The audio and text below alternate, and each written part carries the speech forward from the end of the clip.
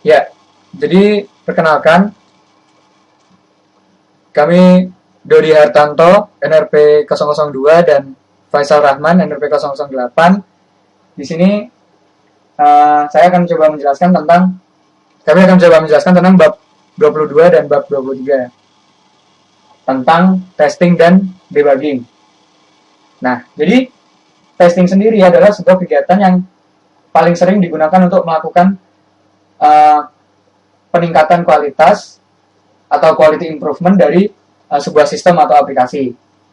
Nah, beberapa jenis dari testing yang dapat dilakukan oleh programmer adalah unit testing, composite testing, integration testing, regression testing, dan system testing.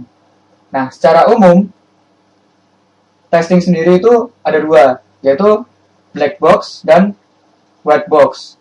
Nah, kalau black box itu dia si tester ini mengetahui source code dari program yang akan dites, sedangkan yang black box itu tanpa mengetahui, dan yang white box itu mengetahui source code. Maaf, balik. Nah, kemudian tujuan testing ini adalah untuk mengetahui error dari sebuah software. Dan testing yang berhasil terkadang berakibat pada rusaknya software yang sedang dites itu sendiri. Nah, tetapi sebuah testing tidak dapat meningkatkan kualitas software itu secara langsung.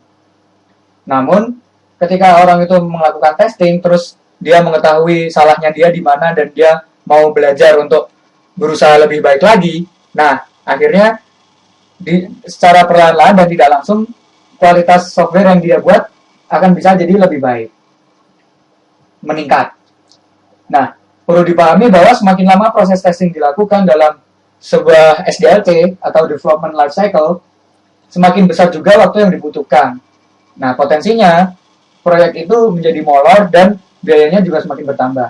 Jadi, paradigmanya yang sekarang ini ada adalah semakin besar ukuran proyek yang sedang kita kerjakan, itu waktu untuk melakukan testing itu lebih singkat. Seperti itu. Nah, kemudian testing di dalam construction itu sendiri seperti apa? Nah, dalam pengerjaan source code, programmer akan menuliskan routine, class, dan melakukan pengecekan, kemudian membuat integrasi sistem, dan lain-lain. Nah, hanya memang terkadang yang sering lupa adalah kita tidak melakukan tes untuk setiap requirement. Nah, padahal melakukan tes untuk setiap requirement ini penting karena itu akan menjadi pembuktian apakah requirement tersebut sudah terpenuhi atau belum, atau sudah ada apa belum di software kita. Nah, kemudian terkadang tes itu juga dilakukan untuk desain, untuk memastikan desain yang sudah dibuat itu sudah diimplementasikan atau belum.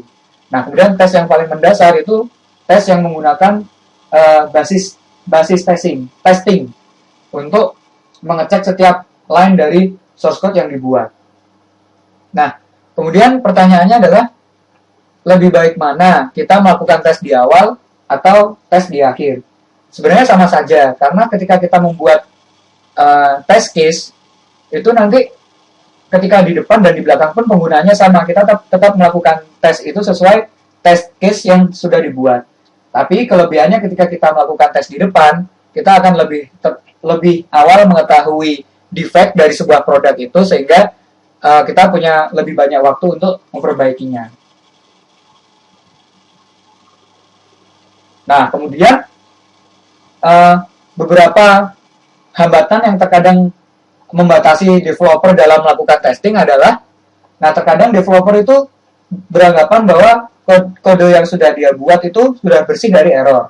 Nah, terkadang developer juga seringnya tuh optimis dan cenderung melewatkan big picture atau gambaran besar dari sebuah program yang sedang dites ini. Nah, dengan banyaknya kemungkinan test case yang bisa dihasilkan dari bahkan kode yang sederhana, nah itu makanya kita dibuat beberapa alternatifnya, termasuk structured basis testing dan data flow testing untuk menghindari sebuah tes yang belum selesai atau incomplete test. Seperti itu. Nah, untuk menghindari incomplete test dan error dalam testing, beberapa beberapa kegiatan yang harusnya dilakukan programmer ketika melakukan tes adalah mengecek kembali pekerjaan yang sudah dikerjakan, kemudian membuat plan test case seiring dengan berjalannya kita membuat kode dari software itu sendiri. Kemudian test case ini harus disimpan, jangan sampai hilang, dan unit test case dari test case yang banyak ini tadi dari setiap unit itu dijadikan satu menjadi sebuah test framework, agar ketika nanti kita menghadapi project yang serupa itu kita sudah punya test frameworknya dan tidak membuat case lagi.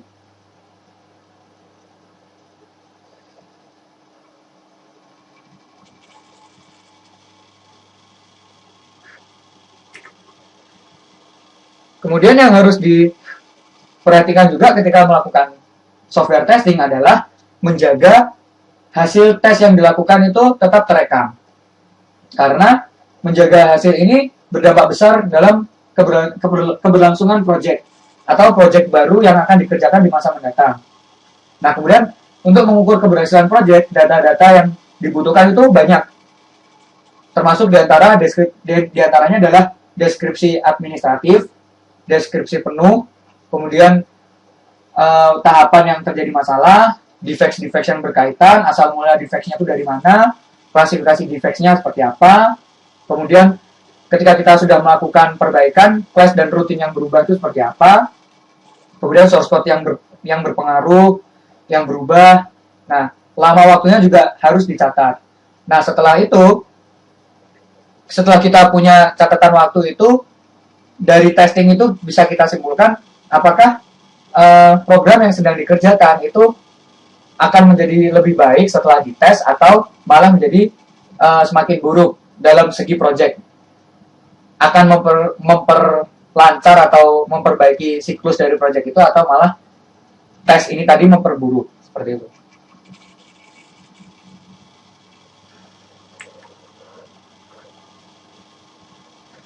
Nah, kemudian bagian berikutnya adalah debugging. Nah, perlu diketahui terlebih dahulu, bug adalah sebuah error yang terdapat pada program komputer yang menyebabkan sistem itu mengeluarkan hasil yang tidak sesuai dengan yang diharapkan. Nah, bagian dari debugging dalam sebuah pengembangan perangkat lunak berkualitas adalah ketika kita sudah melakukan requirement yang bagus, kemudian desain, implementasi, source code-nya sudah dibuat dan testing. Nah, ternyata masih terdapat kesalahan atau error dalam program itu. Nah, debugging adalah jalan terakhir, gitu. Nah, terkadang bagi lulusan IT atau programmer itu kita menganggap defect itu adalah sebuah masalah, padahal tidak. Defect itu bisa kita jadikan opportunity. Nah, karena dengan defect, programmer itu dapat memahami program yang sedang dia kerjakan, kemudian ada lesson learn atau memahami kesalahan apa yang sering dia buat, kemudian memahami bagaimana cara menyelesaikan masalah dan defect itu tadi.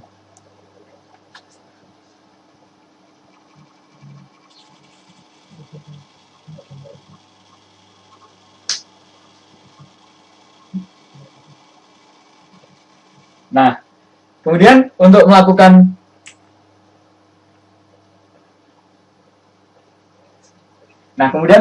debugging, kita ada dua metode yang bisa dilakukan oleh programmer. Nah, beberapa metode atau tips-tipsnya ini ada tips nakal, ada metode saintifik, dan ada O3. Ada satu lagi itu brute force. Nah, yang nakal ini yang seperti apa? Kita cari defect itu dengan cara menebak-nebak. Oh, kira-kira dari program yang saya kerjakan ini kira-kira cacatnya di sini, seperti itu. Nah, kemudian jangan habiskan waktu dengan memahami apa masalahnya, tapi langsung habiskan waktu yang kita punya dengan mengatasi masalahnya. Nah, kemudian selesaikan masalah yang paling mudah dipahami. Nah, biasanya cara nakal ini ketika kita membutuhkan atau kita berada dalam waktu yang kurang fleksibel, jadi kita butuh cepat. Nah, kemudian Kalau yang benar atau metode yang scientific itu prosesnya lumayan panjang. Jadi yang pertama adalah menentukan errornya itu apa, mendefinisikan errornya itu yang seperti apa dari source code yang sudah dibuat. Kemudian kita menemukan lokasi error yang dimaksud. Jadi itu tempatnya di mana. Nah, menemukannya itu juga memerlukan proses yang panjang. Jadi kita mengumpulkan data melalui eksperimen berulang, membuat hipotesis dengan untuk data yang relevan, desain eksperimen untuk membuktikan hipotesa-hipotesa tadi. Kemudian kita setelah itu melakukan fix terhadap defect-nya. Kemudian fix-nya itu kita tes sekali lagi. Kemudian kita cari error yang serupa. Nah, tadi dalam mendefinisikan atau mencari defect itu sendiri, ada beberapa tips yang dapat membantu. Contohnya, gunakan semua data. Kemudian, kerjasama dan komunikasi dengan orang lain. Kemudian, cek defect-defect yang serupa. Nah, integrasikan laporan-laporan dari defect yang sudah lampau itu secara berkala. Nah, kemudian, terkadang yang sering lupa itu, kita tuh, yaitu tadi, seperti yang saya sampaikan di awal, kita tuh terlalu optimis dengan source code yang sudah dibuat. Padahal, harusnya programmer itu mencurigai bagian-bagian dari kelas atau rutin. Kita tuh harus curiga, jangan-jangan ini ada salah, jangan-jangan ini masih kurang benar. Ya. Dengan sikap curiga itu kita bisa mengetahui atau bisa menemukan defect atau kekurangan dari source code yang kita buat. Nah, kemudian salah satu cara yang lain adalah brute force debugging. Nah, cara brute force ini adalah metode debugging yang memakan waktu lama dengan cara yang mungkin tidak biasa, tapi brute force ini memiliki jaminan masalahnya itu dapat terselesaikan. Nah, biasanya brute force ini tuh jadi kayak semuanya tuh langsung diganti gitu. Jadi melakukan desain dan kode review lagi di kode yang salah. Kemudian langsung kode-kode yang salah itu kita buang. Terus kita buat lagi. Setelah itu meskipun masih ada debuggingnya, kodenya itu kita compile. Nah, dan seterusnya. Nanti setelah pada akhirnya configuration dan integrasinya itu kalau masih ada yang salah direplika lagi sampai kita menemukan mana yang benar. Jadi prosesnya itu seperti sebuah looping yang besar dan bersifat manual tanpa menggunakan data-data, laporan, dan hipotesa, tidak seperti metode yang scientific tadi. Nah, salah satu bagian penting dari debugging adalah kita bisa memperbaiki defect. Nah, dalam rangka memperbaiki defect ini kita juga ada beberapa tips-tips untuk agar seorang programmer ini lebih mudah, yaitu memahami masalah sebelum memperbaikinya, kemudian memahami programnya, bukan hanya masalahnya. Nah, kemudian konfirmasi defect yang sudah terdiagnosa. Nah, dalam memperbaiki defect,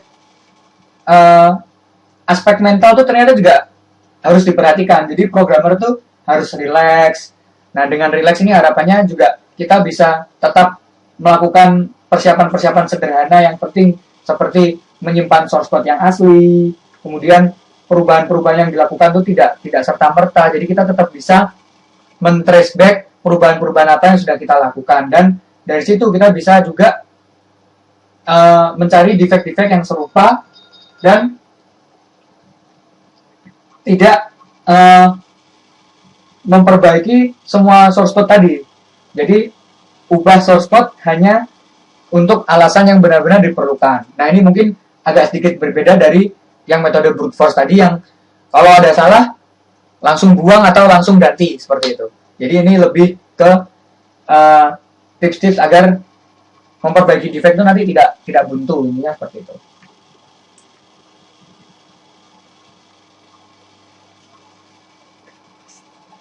Jadi kesimpulannya, testing dan debugging adalah sebuah usaha programmer atau sebuah workshop bagi kita untuk melakukan setidaknya sebelum program itu di launch ke konsumen atau end user, kita tuh sudah melakukan quality control terlebih dahulu.